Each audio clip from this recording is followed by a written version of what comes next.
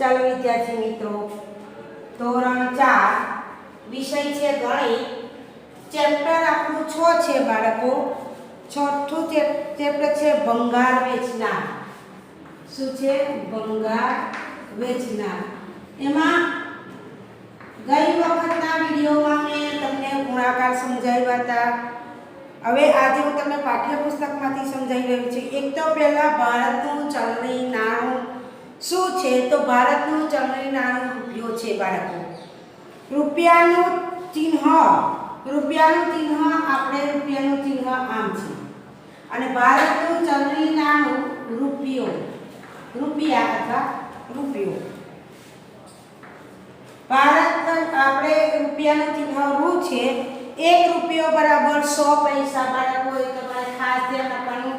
1 રૂપિયો બરાબર 100 પૈસા, 2 રૂપિયા બરાબર 200 પૈસા, 3 રૂપિયા બરાબર 300 પૈસા, 500 પૈસા બરાબર 5 રૂપિયા, 500 પૈસા બરાબર 5 રૂપિયા, 900 પૈસા બરાબર 9 રૂપિયા. એવી રીતે 25 પૈસાના કેટલા સિક્કા બરાબર 1 રૂપિયો થાય? આવ સાંભળો, 25 પૈસાના કેટલા સિક્કા હોય ત્યારે 1 રૂપિયો થાય? તો 25 25 25 4 વાર કરો એટલે 100 પૈસા થાય ત્યારે 1 રૂપિયો થાય. એટલે 25 પૈસાના કેટલા સિક્કા હોય? તો કે 25 પૈસાના 4 સિક્કા હોય ત્યારે 1 રૂપિયો થાય. બાળકો ખાસ ધ્યાન. પછી હું તમને સમજાવું છું. પહેલા 1 રૂપિયાના, જો સાંભળો, 1 રૂપિયાના 100 પૈસા, 1 રૂપિયો બરાબર 100 પૈસા. 25 પૈસાના 4 સિક્કા હોય ત્યારે 1 રૂપિયો. પહેલા 1 રૂપિયાના સમજાવી દો. 1 રૂપિયાના આ 25 પૈસા 4, 1 રૂપિયાના 25 પૈસા 4 થાય 50 પૈસા. પછી 1 રૂપિયો 20 પૈસા અને 10 પૈસા. ચાલો, 1 રૂપિયાના 25 પૈસા તો 4, 1 રૂપિયાના 50 પૈસા તો 2, 1 રૂપિયાના 1 રૂપિયો તો કે 1 રૂપિયાના 20 પૈસા તો કે 5, 20 પૈસા 5 છે, 20 પંચા 100, 20 પંચા 100 અને 1 રૂપિયાના 10 તો 10. એ જો પહેલા 1 રૂપિયા વિશે શીખો. 1 રૂપિયાના 10 પૈસા કેટલા ત્યારે 1 રૂપિયો થાય? તો કે 1 રૂપિયાના 10 પૈસા 10 થાય ત્યારે 1 રૂપિયો. 10 દાન 100, 1 રૂપિયો. હવે 1 રૂપિયાના 20 પૈસા કેટલા? તો કે 5. 1 રૂપિયાના 20 પૈસા કેટલા થાય? તો કે 5. 1 રૂપિયાના 25 પૈસા કેટલા થાય? તો કે 4. અને 1 રૂપિયાના 50 પૈસા કેટલા થાય? તો કે 2. આટલું તમને સમજાઈ જાય તો તમને સમજાઈ જાય. હવે તમને મેં 1 રૂપિયાના 10 પૈસા કેટલા? તો કે 10. તો 2 રૂપિયાના 10 પૈસા કેટલા? તો કે 20. આ તમારે ખાસ કોઠો યાદ રાખવાનો છે. તમને હું વર્કશીટમાં પણ પૂછી શકીશ, મંથલી ટેસ્ટમાં પૂછું કે 1 રૂપિયાના 20 પૈસા કેટલા? તો કે 5. એવી રીતે હું 3 રૂપિયાના 20 પૈસા કેટલા થાય? તો 1 રૂપિયાના 5, તો 5 તો ગણ્યો 3 સુધી બોલવાનું. 1 રૂપિયાના 20 પૈસા કેટલા? તો કે 5. પહેલા 1 રૂપિયાના શીખી જવાના. તો હું તમને એમ કહું, 3 રૂપિયાના કેટલા થાય? તો 5 તેરી 15 રૂપિયા થાય. તમને 1 રૂપિયાના 25 પૈસા કેટલા? તો કે 4. તો તમને હું એમ પૂછું, 1 રૂપિયાના 6 રૂપિયાના 25 પૈસા કેટલા? તો 6 નો ગણ્યો 4 સુધી, 6 ચોક 24. 1 રૂપિયાના 50 પૈસા કેટલા? તો કે 2. તો હું તમને 8 કહું તો 8 દુ 16. 1 રૂપિયાના 50 પૈસા કેટલા થાય? તો કે 16. એવી રીતે તમે આટલું કરશો બાળકો. પહેલા 1 રૂપિયાના 10 પૈસા 10, 1 રૂપિયાના 20 પૈસા 5, 1 રૂપિયાના 25 પૈસા 4, 1 રૂપિયાના 50 પૈસા 2 અને 1 રૂપિયાનો 1 સિક્કો બરાબર 1 રૂપિયો. 50 પૈસાના કેટલા સિક્કા બરાબર 2 થાય? જો 50 પૈસાના કેટલા સિક્કા બરાબર 2 થાય? તો 2 સિક્કા હોય તો 2 સિક્કા એટલે 50 પૈસાના 2 સિક્કા હોય ત્યારે 1 રૂપિયો થાય. શું 50 પૈસાના કેટલા સિક્કા બરાબર 2 રૂપિયા? સોરી, 2 રૂપિયા કીધું છે. 50 પૈસાના કેટલા સિક્કા બરાબર 2 રૂપિયા થાય? તો 4 હોય ત્યારે 2 રૂપિયા થાય. બરાબર. 500 રૂપિયાના 10 ની કેટલી નોટો હોય? 500 રૂપિયાની 10 નોટો હોય, રૂપિયા 500 બરાબરની રૂપિયા 10 ની કેટલી નોટ, 10 ની કેટલી નોટ હોય ત્યારે 500 રૂપિયા થાય, તો 10 ની કેટલી નોટ હોય ત્યારે 500 રૂપિયા થાય, તો કે 50. 10 10 10 ની 50 નોટો હોય ત્યારે 500 રૂપિયા થાય. 1000 રૂપિયા 1000 ની કેટલી નોટો, 50 ની કેટલી નોટ, 50 ની કેટલી નોટો હોય ત્યારે 1000 રૂપિયા થાય.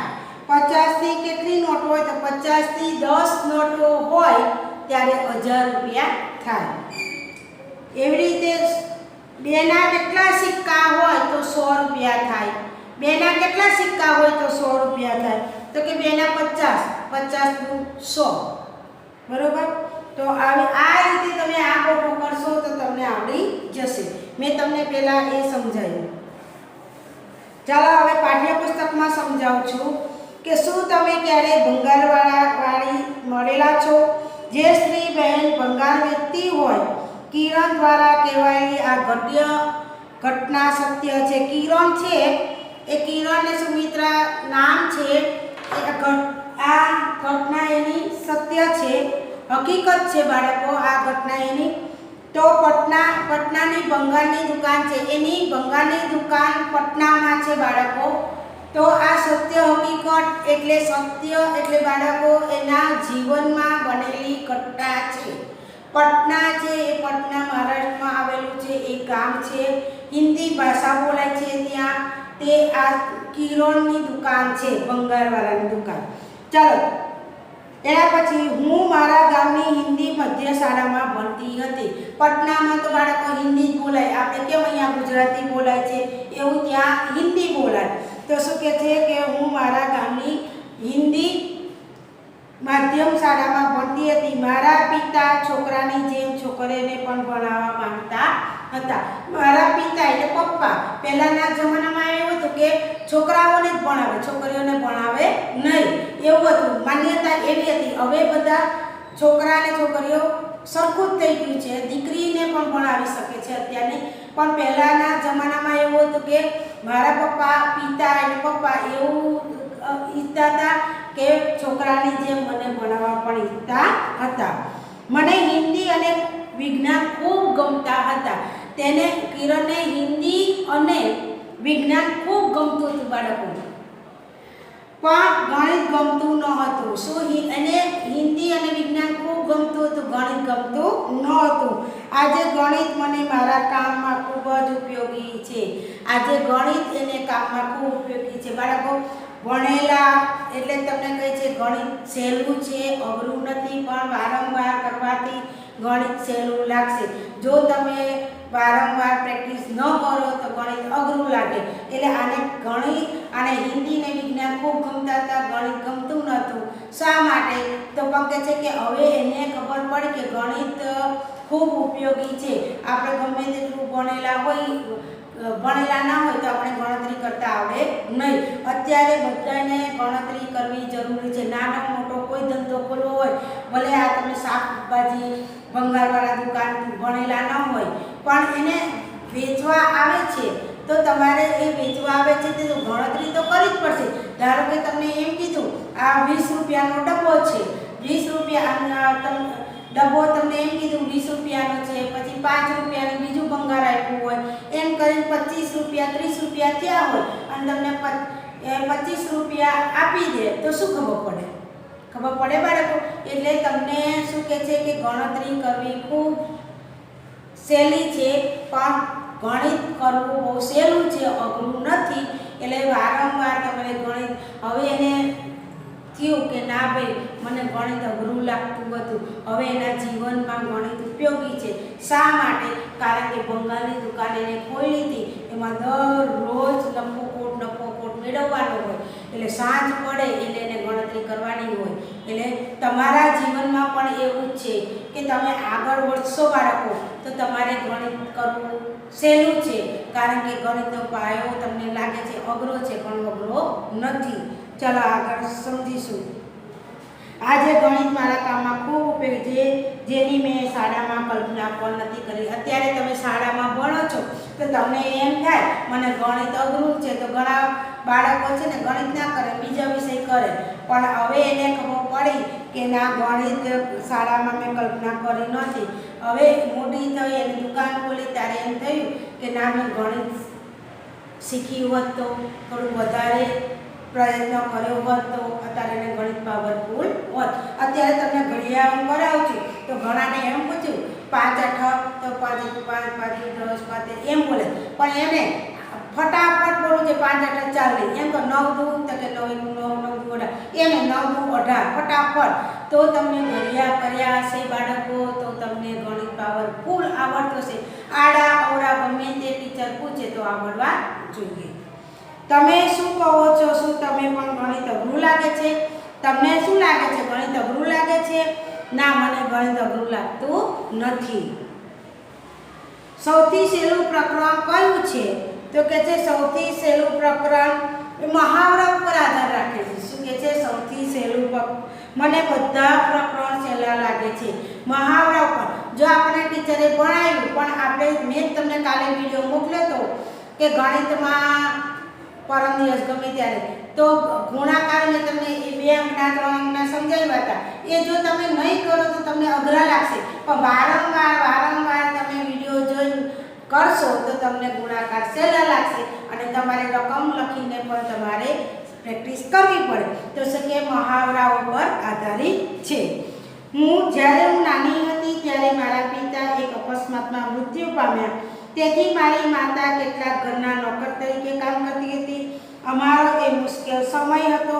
મારે 8મા ધોરણ પછી શાળા છોડવી પડી, કારણ કે એ ભણતી હતી ત્યારે એને બહુ એના પિતાજી ગુજરી ગયા હતા. તો કામ કરવા એની મમ્મી કામ કરવા જતી હતી તો ઘરે કોણ કામ કરે, એટલા માટે એને ધોરણ 8માં પછી તેને શું કરવું પડ્યું? શાળા છોડવી પડી. હું આગળ અભ્યાસ કરવા માંગતી હતી પણ મારી માતાએ મારા લગ્ન કરી દીધા. એવી આગળ ભણવા માંગતી હતી પણ એની માતાએ એની મમ્મીએ તેના લગ્ન કરી લીધા. મારા પતિનો પરિવાર માટીના કાચા મકાનમાં રહેતો હતો. તેમને 2 ભાઈ 1 બહેન હતા જે શાળાએ જતા ન હતા. તેમને ચાની દુકાન હતી. એના લગ્ન થઈ ગયા. એના પતિને ત્યાં સાવ કાચી માટી હોય એટલે માટીના મકાન હતા. તેમને 2 ભાઈ અને 1 બહેન હતી. તેમને એક દુકાન હતી, ચાની દુકાન હતી. તો ચાલો આપણે 1 કપની ચાની કિંમત આપણે જોઈએ. બીજા લોકોને પૂછી કપ ચાની કિંમત શોધો. ચાની દુકાને ₹5 ભાવ હતો અને હોટલમાં ₹10 હતો. બરાબર, ખાસ ધ્યાન. ચાની દુકાને શું કીધું?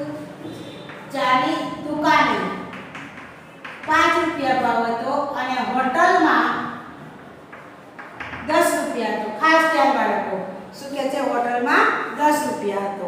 તો શું કહે છે? જો વ્યક્તિ ચાની દુકાન ચલાવી રોજના ₹30 કમાય તો તે 10 દિવસમાં કેટલા રૂપિયા કમાશે? એક ચાની દુકાનના રોજના ₹30 કમાય છે. ચાની દુકાનમાં કેટલા કમાય છે? ₹10 કમાય છે. શું કીધું? સોરી, ₹30 કમાય છે. ચાની દુકાનમાં ₹30 કમાય છે તો 10 દિવસમાં કેટલા કમાશે? તો શું કે દરરોજ ચાની દુકાનમાં ₹30 કમાય છે તો 10 દિવસમાં કેટલા કમાશે? તો કે 30 × 10 કરો તો 300 થાય. 30 × 10 2 અંકો એટલે પહેલા 0, 1 ને 0 વડે નાખવાના 0, 3 × 3 એટલે ₹300 કમાય. 1 દિવસના ₹30 તો 10 દિવસના ₹300 કમાય છે. તો 1 મહિનામાં કેટલા કમાશે? શું કહે છે? 1 મહિનામાં કેટલા કમાય? તો 1 મહિના બરાબર 30 દિવસ. 1 મહિના બરાબર 30 દિવસ.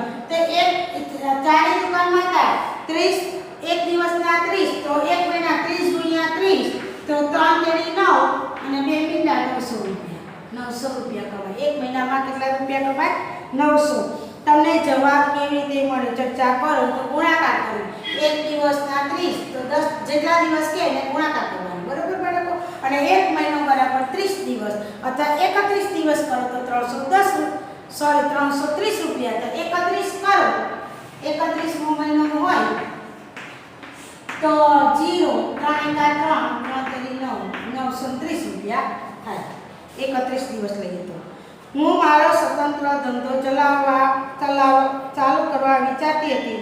મેં બંગડીની દુકાન અથવા દરજીની દુકાન શરૂ કરવાનું વિચાર્યું, પરંતુ મારા કાકાએ કહ્યું આપણે બંગાળની દુકાન ખોલીને વધુ કમાઈ શકીશું. એણે શું વિચાર્યું હતું કે હું બંગડીની દુકાન અથવા દરજીની દુકાન ખોલવા ઈચ્છું છું, પણ એના કાકાએ શું કીધું કે આપણે બંગાળની દુકાન ખોલીએ તો વધુ કમાણી મળે. વધુ કમાણી એટલે વધારે પૈસા મળે, રૂપિયા. મેં અને મારા સાસુએ 2001 બંગાળ દુકાન શરૂ કરી. અમે દુકાન માટે રૂપિયા 8,000નું ધિરાણ લીધું. શું કીધું? રૂપિયા 8,000નું ધિરાણ. 8,000નું ધિરાણ. ધિરાણ એટલે બાળકો તમને સમજણ પડી? ધિરાણ એટલે શું? તો કે છે કે ધિરાણ એટલે શું? તો બાળકો એને શું કીધું હતું કે મેં મારા સાસુએ 2001માં બંગાળની દુકાન શરૂ કરી હતી. એ દુકાન માટે રૂપિયા 8,000નું ધિરાણ લીધું. ધિરાણ એટલે શું? કે ધિરાણ એટલે આપણે સામાન્ય રીતે બેંકમાંથી ઉછીની લીધેલી રકમ આપણી પાસે ના હોય 100 રૂપિયા અને આપણે બાજુવાળા પાસેથી લીધી હોય, પણ આ તો બેંક પાસેથી લેવાની. એટલે શું કહે છે, આપણે બાજુવાળાને નથી કહેવાનું કારણ કે વ્યાજ ન લે, પણ આ શું કહે છે કે ધિરાણ એટલે સામાન્ય રીતે બેંકમાં ઉછીની લીધેલી રકમ કે જે તે વધારાની રકમ વ્યાજ સાથે ચૂકવવાની, પાછી ચૂકવવાની હોય તેને ધિરાણ કહે.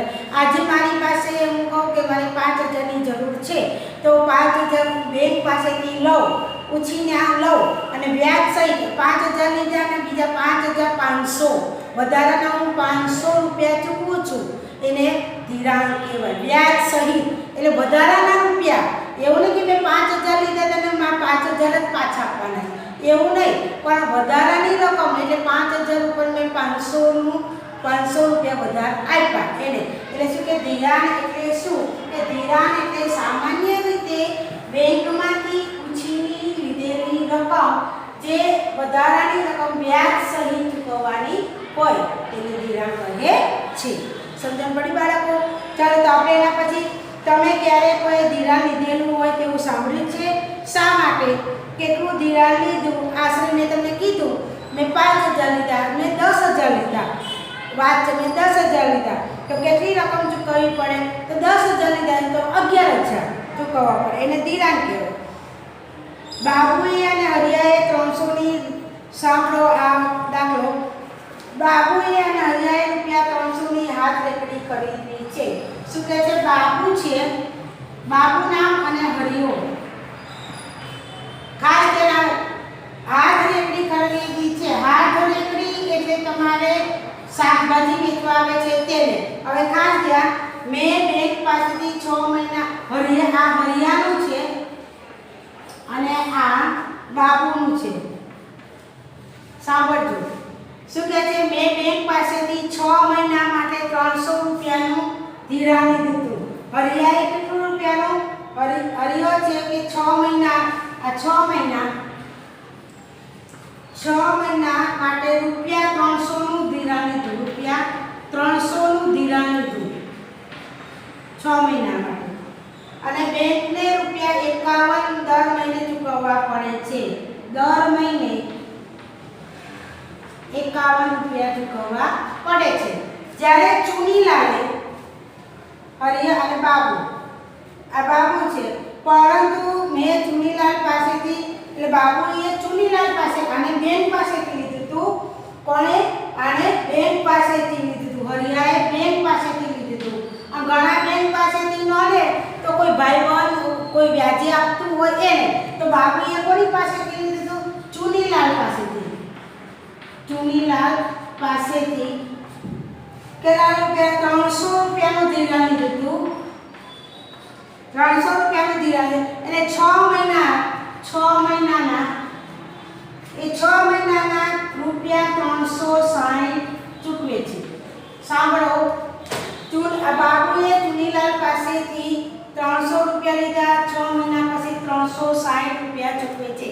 વધારાના 60 રૂપિયા ચૂકવે છે. સાંભળજો.